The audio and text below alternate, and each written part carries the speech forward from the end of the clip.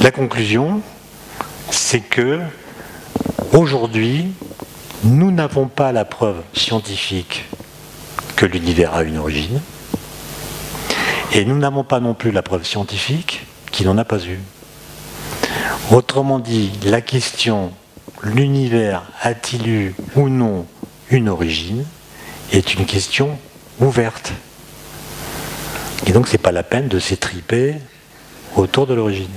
À condition, évidemment, de prendre le mot « origine » dans son sens radical.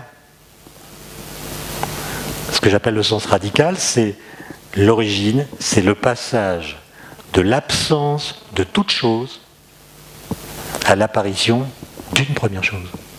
C'est ça l'origine. Si vous me dites que l'origine c'est quelque chose, j'insiste là-dessus, vous ne décrivez pas l'origine.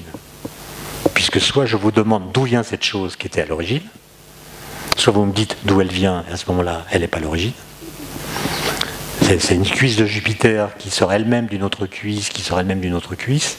Ou bien, où est-ce que j'en étais vous cherchez une cause première qui n'est pas elle-même l'effet d'une autre cause. Et à ce moment-là, c'est une transcendance à laquelle vous êtes libre de croire, mais dont vous ne pouvez pas démontrer l'existence d'un point de vue scientifique. Voilà, il est temps que je m'arrête. Merci pour votre...